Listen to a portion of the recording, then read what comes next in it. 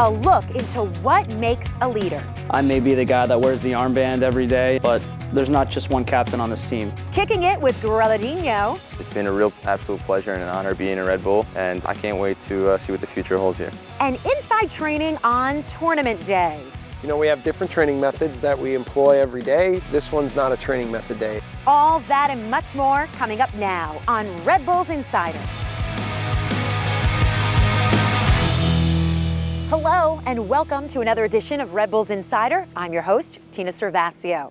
While Dax McCarty may wear the captain's armband on match day, the 2016 New York Red Bulls are not made up of just one leader, but a group of individuals who all display this all-important quality. Over the last month, we posed this question to the team: what makes a good leader? Here's what they had to say.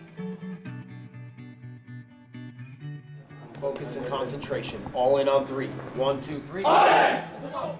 It's a good question what leadership is. I think it's a combination of a lot of things. I think it's understanding how to relate with people and communicate with people, but also how to be true to yourself. You have to have a certain confidence in yourself in order to feel comfortable and confident enough to speak in front of the group and to lead by example. And when things need to be said, they say it. You know, the things need to be said, negative or positive, and they let it known to the group. They have to have care towards what they're doing, not only towards individuals, but the task at hand, to really understand that it isn't about them, it's about the group. And the final thing is that you have to have this unbelievable will to win and their will to force their teams to follow them into battle and to give everything they have for the badge. I may be the guy that wears the armband every day and that's what the fans see, but there's not just one captain on this team. I think I'll start with Sasha, who's kind of the guy that Jesse and myself tipped to be kind of the vice captain. I think he's a guy that's just earned the respect of the team right away. Played ahead, Bradley Wright Phillips, he'll take on the defender, he scores! And who's the setup man again? Sasha Kljestan. I think the way that I consider myself a leader is just by the way I conduct myself every day and coming to training and having a professional attitude. And when I'm on the field, I always try to be tuned in 100%. Luis is more of our humble leader who is maybe more thoughtful in everything that he does. He's a guy that's been in this locker room a long time, and I don't think there's anyone that embodies the good values that this club has more than Luis. There's no excuses for stepping on the field and not being ready to go. That's everybody, subs, everyone included. Let's just get 3 points. Let's remember that feeling we had in this locker room last year after that, huh?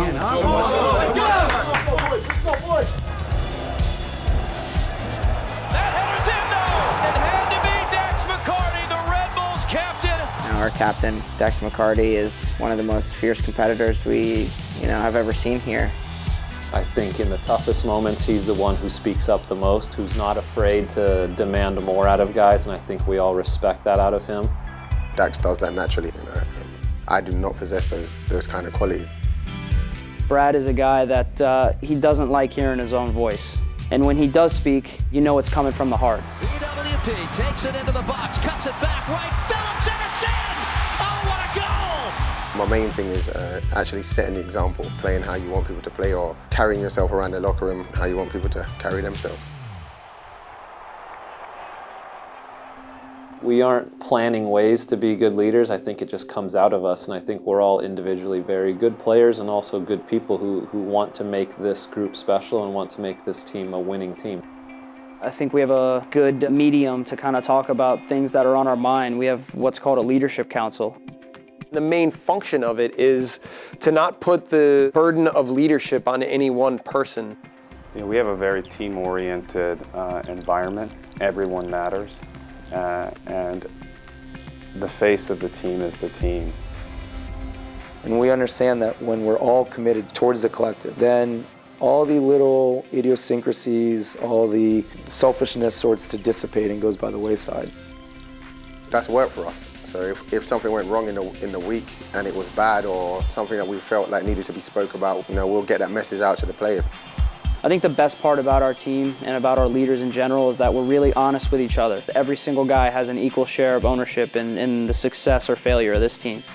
I think that every day is a new day that can't be wasted, and so I hope that the young guys follow that example. They all help me in different ways, talking about angles, how to receive a ball better, and just the little things that will help you improve your game. Looking back on the last year and a half, 2 years, I've grown so much on and off the field. To watch us go through success and failure together has been very revealing. If you look around those guys, always guys who take care of things whenever it's the tough moments. And the only way to learn and become better, stronger mentally, it's going through tough moments.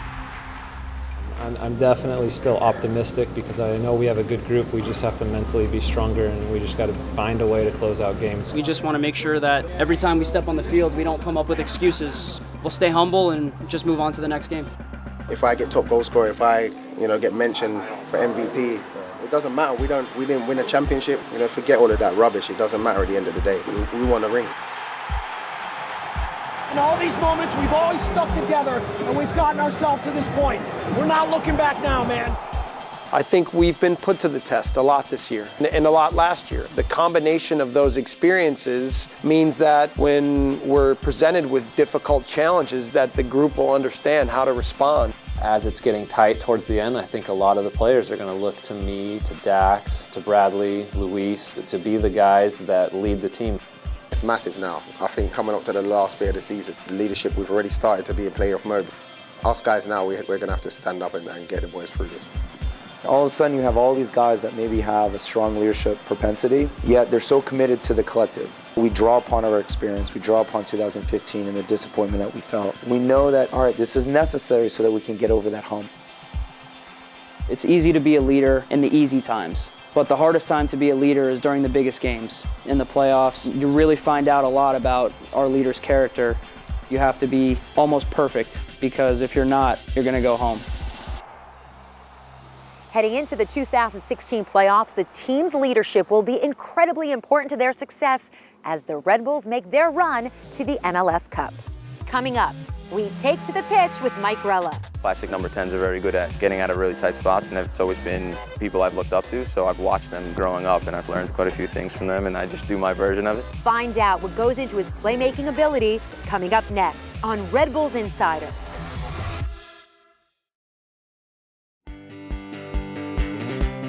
Welcome back. The New York Red Bulls are on their way to the 2016 Audi MLS Cup playoffs, and the time is now to be part of the action. Don't miss a minute of the Red Bulls playoffs with the Pay As We Play pack. Guarantee the best seats for each round at the lowest price, and only pay as the team advances. Pay As We Play packs are available now, so get yours today. For more information, log on to NewYorkRedBulls.com/tickets or call 1-877-727-6223. For midfielder Mike Grella, before he joined the team on trial in 2015, the Long Island native was thinking of hanging up his boots and walking away from the game that he loved. Good thing he didn't, as the winger has been a steady force for the team on the pitch the last 2 seasons. Recently, I had a chance to catch up with Mike to see how he operates on the field. Here's Kleshchin off the feet from Duvall, lays this off. Grella! It's in! Mike Grella gives the Red Bulls a 1-0 lead!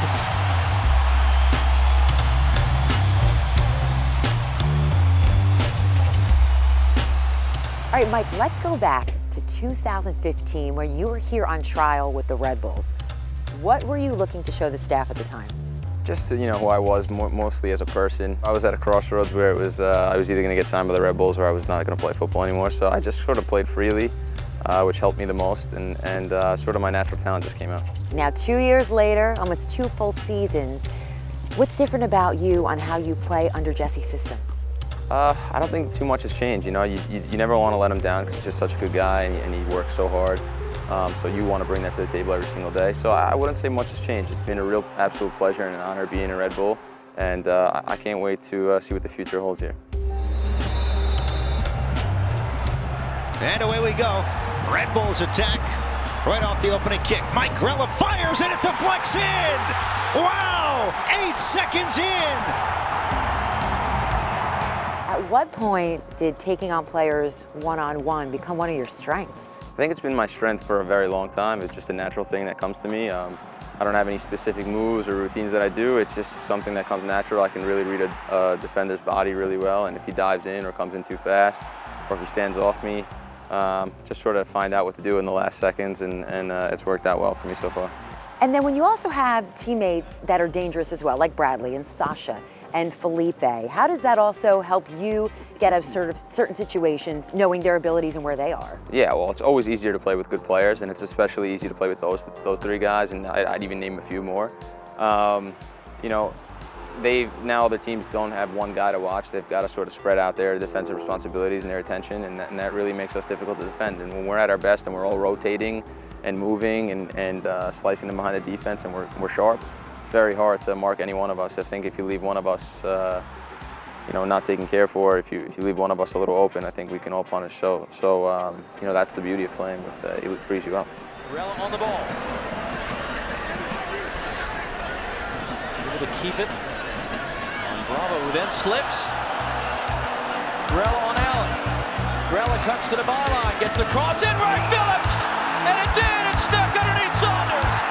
All right, so now on the field, the corner is often a trap for some players, but time in and time out, you manage to get out of those situations and still create or even score a goal. What is it about your skills that enable you to perform like that? Yeah, some of the guys have always said, like, when you're in the tightest spots, that's when you're at your best. And I don't know, it's just something, like I say, it's just something that's very natural to me. When I feel like I'm in a tight spot and the only way out is to dribble, then, you know, sort of the best comes out.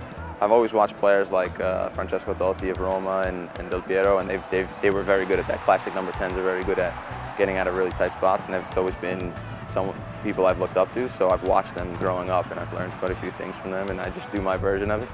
What are you looking for when you're in that situation, or what's something that is going through your mind in order for you to execute? I just want to get out of that situation the most efficient way possible. So I'm not a big fan of guys who just do moves just to do them, and I hope no one sees me that way.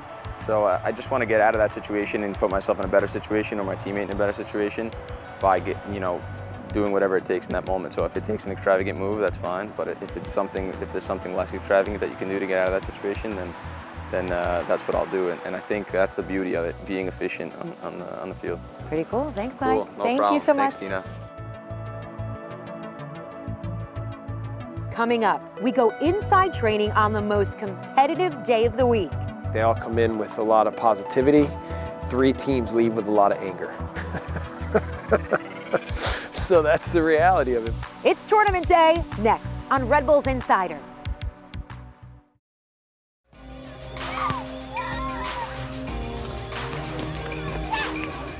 Welcome back.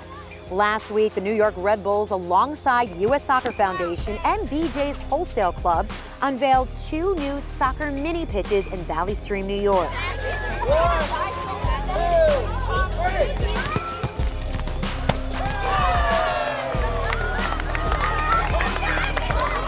Located at Barrett Park, these pitches are a part of the New York Red Bulls and U.S. Soccer Foundation's commitment to give kids safe and accessible places to play in communities across New York and the New Jersey area.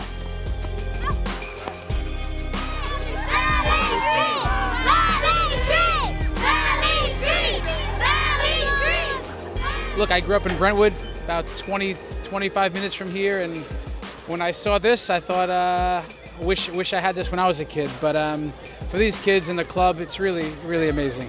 You know, since I've gotten to this club 2 years ago, the Red Bulls is just a bunch of givers. You know, they're always giving. What can they do? How can we help? And now to see this come to life, a soccer field, safe place to play, the memories that are going to be created on this field, awesome. And then to team up with BJ's, to team up with U.S. Soccer, we're in good company there. So it's great to be part of this. You know, it's an incredible experience. This is, I believe, our 5th project working with the Red Bull, the U.S. Soccer Foundation, and you know, everyone seems to get better than the one before it. We've had openings across New York and New Jersey, and seeing each community and how it's really going to impact, I mean, the amount of children and parents and families out here today, it's so obvious what kind of impact this park is going to have moving forward. It's good for the youth, it's good for soccer, it's good for the New York Red Bulls, it's good for our Valley Stream Soccer Club. It's an investment in the community. It's not only an investment in infrastructure at 2 beautiful new soccer fields, but it's an investment in our youth for hopefully decades to come where they have a safe place to play and practice, and also promote the game of soccer, throughout, in our case, Valley Stream, Nassau County, and Long Island. And this was the 5th pitch the team built just this season, and there's more to come in 2017. All right, let's turn our focus now back onto the pitch. And as we all know, the Red Bulls take to the training field day in and day out in order to stay sharp throughout the entire season. But every couple of weeks, they have what's called Tournament Day. It's a game to bring out the competitive nature in the squad. Let's take a look as we go inside training.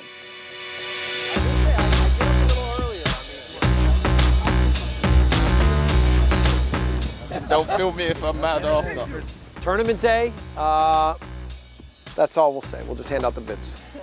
You're running your mouth already. I don't know what you're talking about.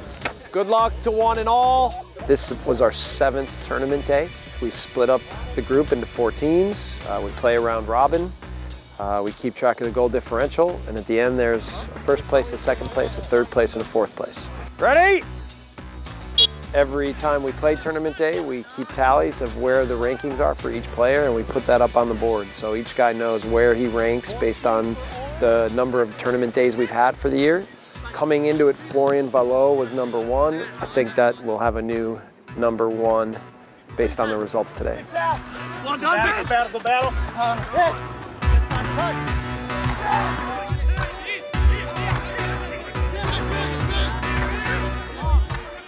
This one's done. 1 more minute here.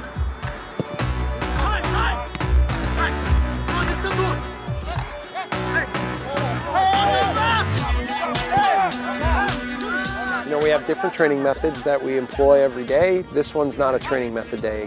What it cultivates more than anything is the competitive spirit.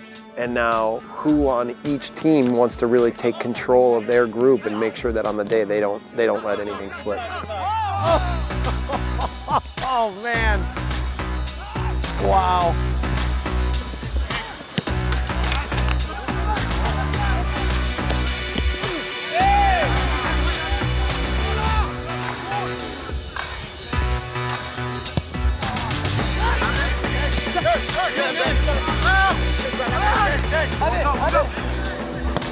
Yes, come on!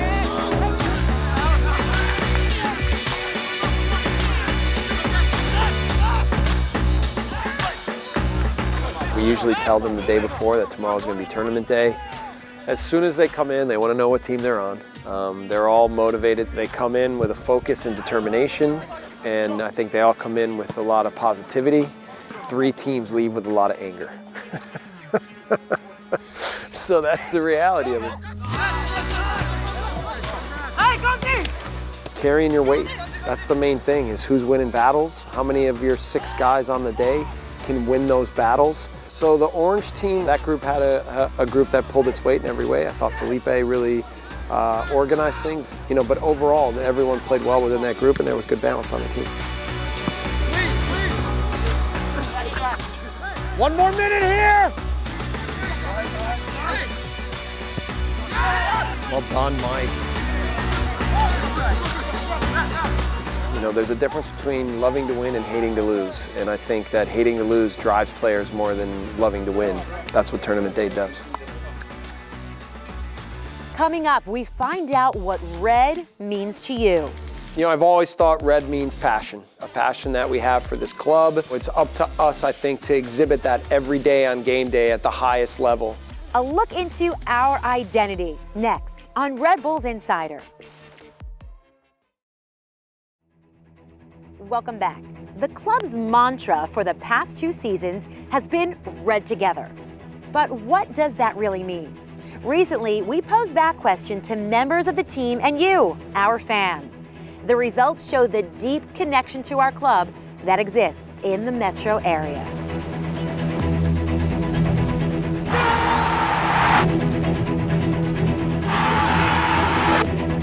Absolutely sensational! We really understand that New York is red. There's so many different things that it embodies now. New York red! New York red! It means high intensity, it means high press, it means high energy. I'm really, really so proud, and it's something I think I'm going to look back on for the rest of my life and be very proud that I was a New York Red Bull. What an exclamation point by the New York Red Bulls! I've always thought red means passion. And I think that from day one, we've tried to be about a lot of things here. And for me, the root of all that is a passion that we have for this sport, a passion that we have for this club. And, you know, it's up to us, I think, to exhibit that every day on game day at the highest level. Red means we own the city. Alex Mule, his first for the Red Bulls. That means passing. By Grella. Unbelievable. Absolutely unbelievable. Red means Southwood. Support us.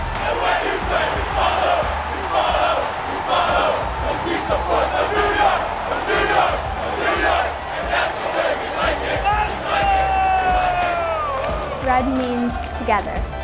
Play for each other, stick together, play together, right? That's who we are, that's how we get results. So let's make sure at the highest level that we're executing that tonight, all right? All game long, we stick together. Red means love. Red means style. Fuego. Red Bulls and Fuego! Commitment.